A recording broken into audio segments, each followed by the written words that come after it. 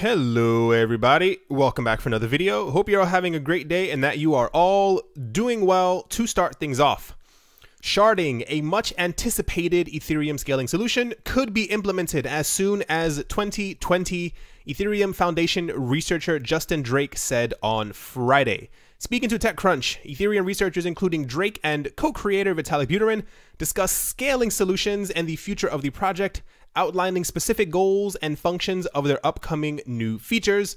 Discussing scaling, Buterin said that the transaction fees depend largely on supply and demand, stating, "There are a lot of people who are sending transactions and want those transactions to go onto the blockchain.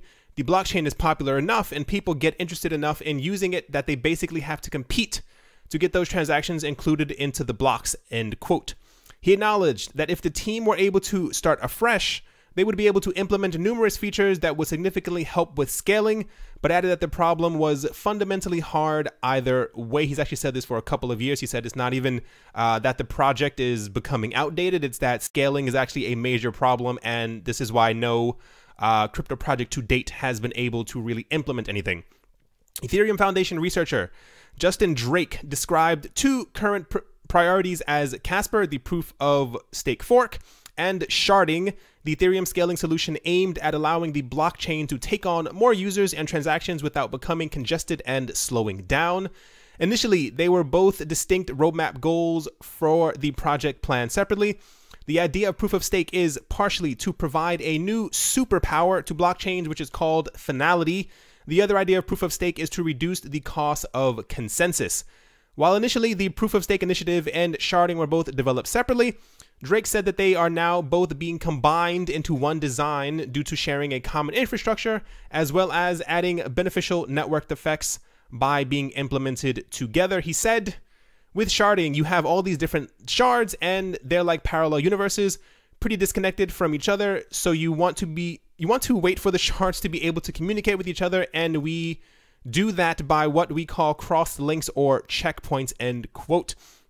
So this is actually the first time that they've actually given us some type of date. In 2017, that is last year, we were told that we would probably have proof of stake sometime in the middle or the end of 2017. And then when 2018 hit, we were told that we would have it sometime to 2018. But I guess there have been some major hiccups or bumps along the way. And this is, like I said, the first time that we're actually given not a specific date, but more or less a year and a half from now. A little disappointed, I won't lie. I was hoping that they would be able to do this a bit quicker, but for other projects as well, it does take a lot of time to do these things. You know, you can't hope to build an entire empire in an entire day. But this leads us to the question. We still have, I think it's 4 or 5 coins now that have launched over the last 4 to 6 weeks, who are now all claiming that they are better and or quicker or more secure or more able to scale better than Ethereum. So this could lead to Ethereum being pushed out of the #2 place. XRP did it before, so it's not impossible, especially if you have some type of a hype run. And it kind of just comes down to let's seeing if anyone can actually end up doing this year. But as of now, the major Ethereum upgrades probably aren't going to happen until around 2020. Korea is in the news. According to South Korean Central Bank, the Bank of Korea, or the BOK, the outstanding balance of virtual currency accounts in domestic banks totaled $1.7 billion on last year, December.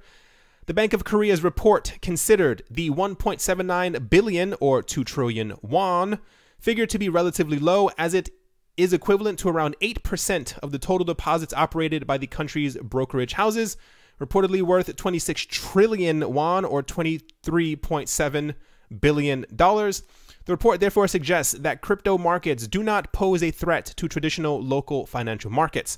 They said, the amount of crypto assets investment is not really big compared with other equity markets and local financial institutions. Exposure to possible risk of digital assets is insignificant.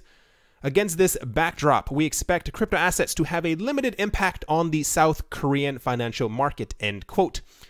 Notably, the Bank of Korea's data set covered the height of the cryptocurrency market's unprecedented growth in late 2017, when Bitcoin famously hit the $20,000 price point. The central bank's conclusion that cryptocurrencies pose a relatively limited risk to the traditional financial sector comes in a very same week that the Korean financial I'm sorry, guys. I really just woke up. I don't know why I keep making these videos after I just woke up. It's like a habit of mine, and then I end up in situations like this. The very same week that the Korean Financial Services Commission, or the FSC, revealed it is not opposed to cryptocurrencies and plans to align itself with the G20's vision of unified transnational crypto regulations. So this is now the 5th or 6th bank that has come forward and told us that cryptocurrencies are not a threat. We pose no threat to them. It's kind of weird, I want to say, simply because we had a period where all these countries hated crypto. They liked it. They were indifferent to it. The crypto market went crazy. They said they hated it again. They were talking about banning it or regulating it. And now they're coming out with all of these things talking about, I don't know if their data is based off of the end of 2017 to right now and how the markets have slid down and therefore were no risk, or the potential future of our markets, because it's still projected, even if it doesn't happen in 2018, that at some point the crypto market will reach multiple trillions. And I think that's the point where I've said before that we can or are definitely going to become a risk to the market. So it's kind of weird that they're building infrastructure or laws around these things talking about how we're not a risk, but I still wonder exactly how they are measured, because the crypto market won't stay this low forever. So I wonder if they're basing their information on this. I don't know. Maybe it's just me. Next up, IOTA is in the news. This one is actually quite interesting. The European Commission formally invited the Plus City Exchange team to be part of the Smart Cities and Communities project. The project in question belongs to the EU Research and Innovation Program Horizon 2020. The Plus City Exchange project uses IOTA to facilitate connectivity between devices as a means of promoting climate-friendly and sustainable urban environments, such as large-scale implementation leads to what the team refers to as smart cities. The Plus City Exchange team explains the concept of smart cities on its official website. The long-term prospects are quite promising, possibly explaining the European Union's interest in its research and development. They said, and I do quote, "In the future, municipalities must handle a completely different complexity in society. In order to have well-functioning cities, cities must improve how they utilize their resources and how they engage with technologies in different ways. A smart city will use digital technologies to enhance performance and well-being, to reduce costs and resource consumption, and to engage more effectively and actively with its citizens," end quote. That's not that important. The IOTA team is enthusiastic to see how their network can contribute to the successful development of the Plus City Exchange project. That's such a weird name. On the official IOTA blog, the satisfaction of the head of business development, Wilfred Pimienta, is evident. He said, and I do quote, "Smart cities is one of the fastest growing cross-sectional arenas of innovation for IOTA. Building on our work and partnerships across mobility, energy, or data marketplace, these smart city ecosystems bring it all together. The Plus City Exchange Consortium gathers many public and private partners around the ambitious open innovation and co-creation initiative," end quote. I said this before, IOTA is choosing very interesting partnerships. I was a bit curious as to why the EU has never had like a major negative stance on cryptocurrencies. I mean, they're not, rolling out the red carpet exclusively for IOTA.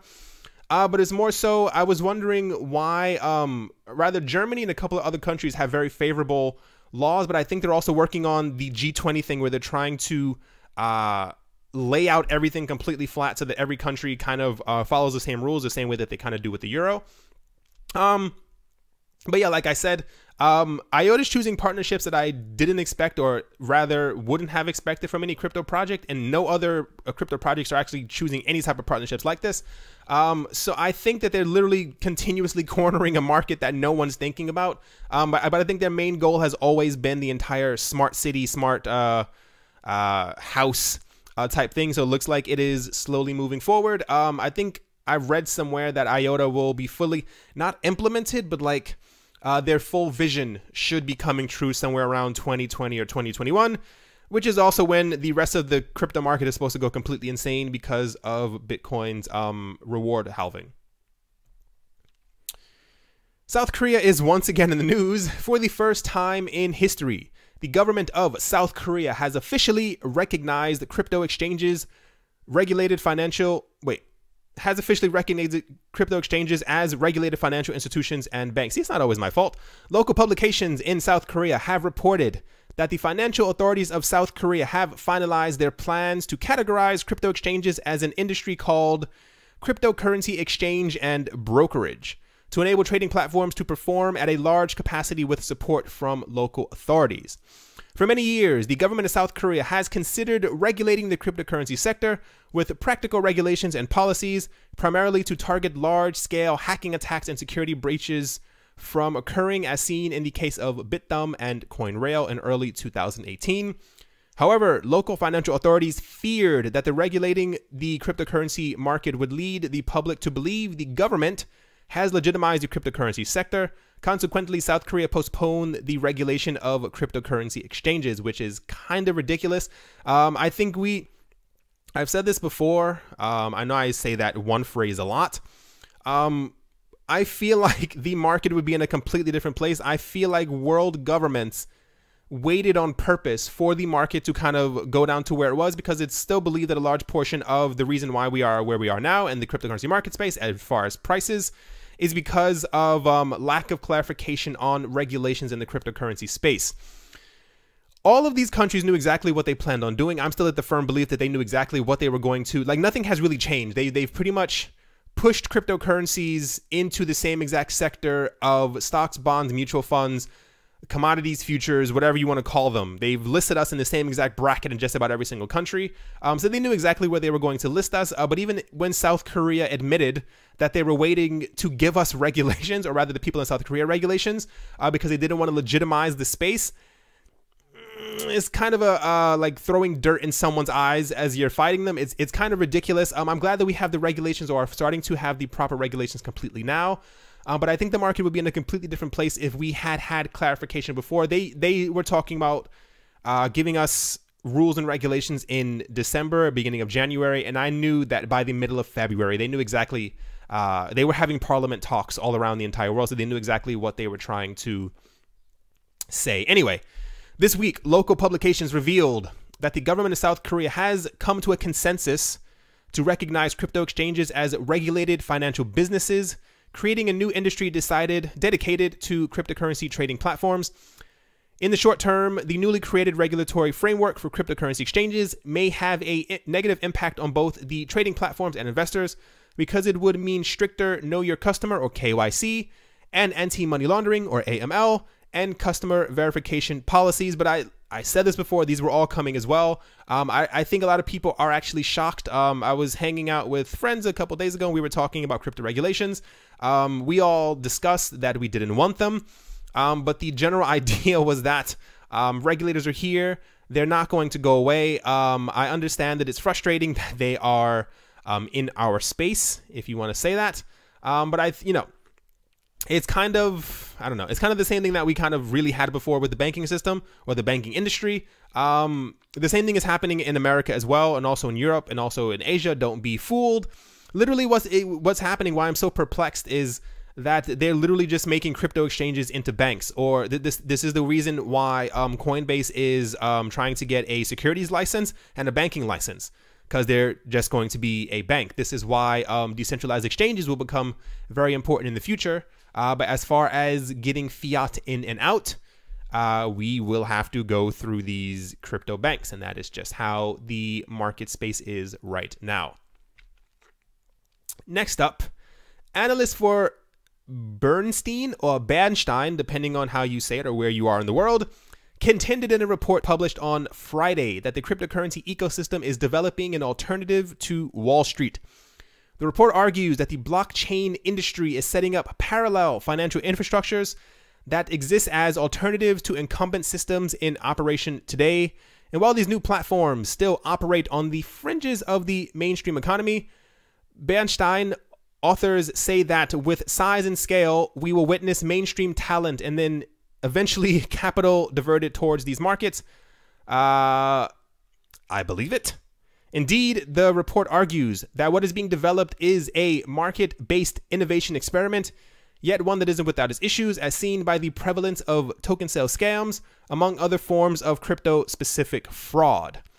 At the same time, Banstein, I don't know how, I keep wanting to pronounce it a certain way, Banstein, whatever, analysts suggest that the market for crypto assets, being a global one that never closes for business, serves as a natural correction system, comparing the state of affairs favorable to the 2000s dot-com bubble that played out on regulated exchanges with specific operating times, the analyst wrote, and I do quote, "To see the fundraising landscape as scam-prone and with regulatory skepticism fails to recognize it as a market-based innovation experiment to build out a new financial system.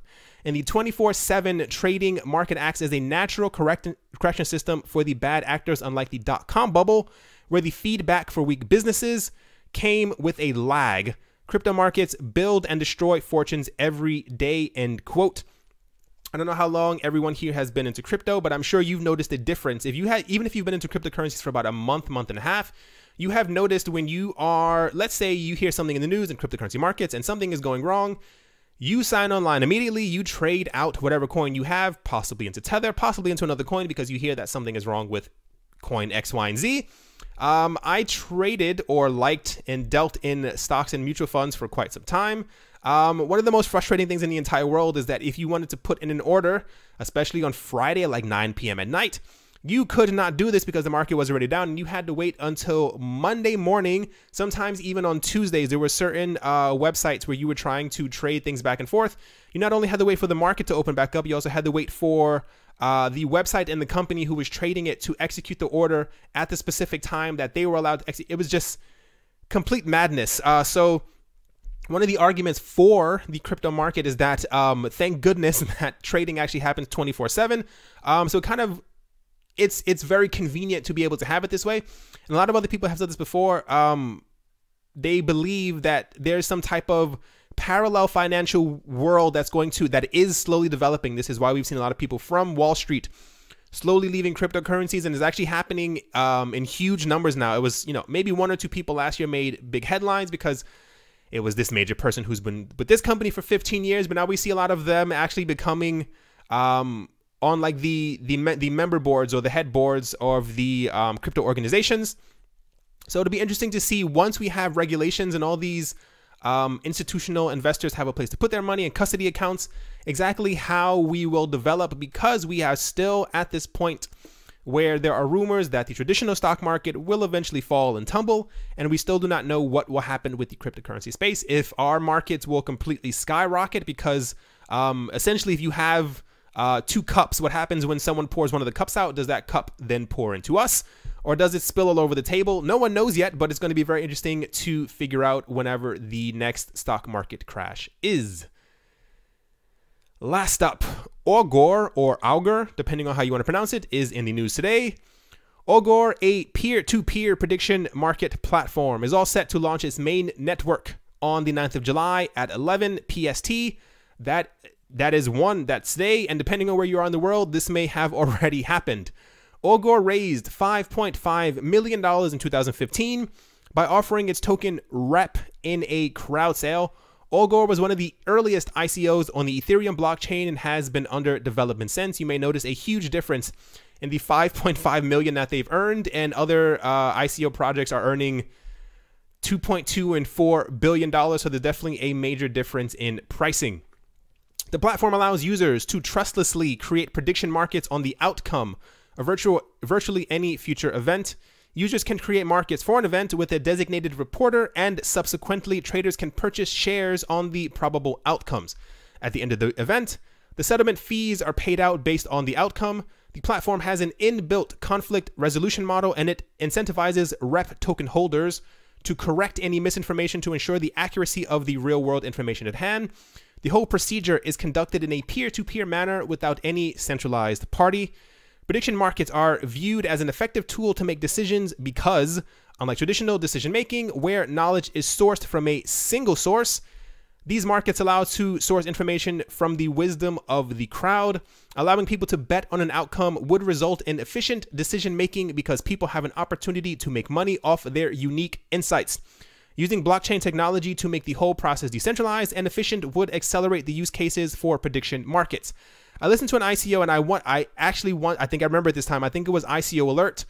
Don't 100% quote me on that, but I'm pretty sure that's what it was. They were, don't remember anymore. Anyway, they were talking about Augur, and pretty much when I read about it about a year ago, it has, it's pretty much a prediction market.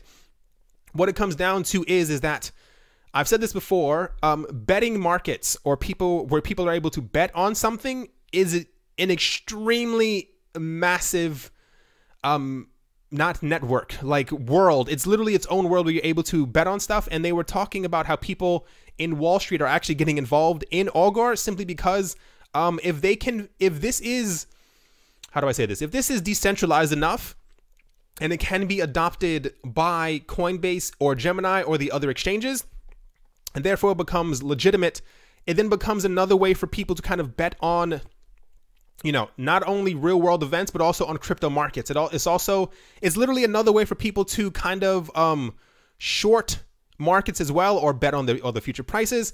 So there's actually a lot of hype around this, and this is why this is actually in the news today. I personally don't have any Augur, or at least I don't think I do, unless there was like some weird airdrop. But I remember the price of Augur was pretty high at one point. I think it hit over 100, if not more. But I know this is a lot of people are quite excited about this because people like to bet. But also, if you look at any type of documentaries about like betting and stuff like that, when it came to the last US election and anything like that, when it came to the Brexit, people are heavy bettors. So the fact that they'll be able to bet and also be possibly paid out in cryptocurrencies, but also being able to bet on the future prices of cryptocurrencies outside of Wall Street. This is kind of how this ties into this story over here with the parallel market. If we do eventually have a parallel market where people are either deciding to put their money into Wall Street or put their money into cryptocurrencies, we could have Augur be raised as the thing that they're talking about on CNBC, where people are betting the most, or people are betting against what is going to happen, the same way that they bet on the futures or derivatives market. It could all be happening on Augur, but this could be our futures derivative platform, if you want to call it that. All right, everyone. That's definitely going to do it for this video. I'm going to try my hardest to stop making videos right after I make up. It's usually when I have the most energy. This you can kind of tell from my voice. I don't know why I have so much energy usually after I wake up. So I try to make the video before the day gets going and I'm walking around and getting exhausted. But I'll try to, if not slow down the pace, give it at least like 10 minutes before I start making a video, just so I'm not stumbling all over the place so you guys can actually hear what is actually going on. Hope you guys enjoyed. Hope you guys are having a great day, morning, afternoon, evening, wherever you are, wherever you might be. Hope you guys enjoyed. Thank you once again for all the support. I do appreciate it. And I will talk to you all soon. See you.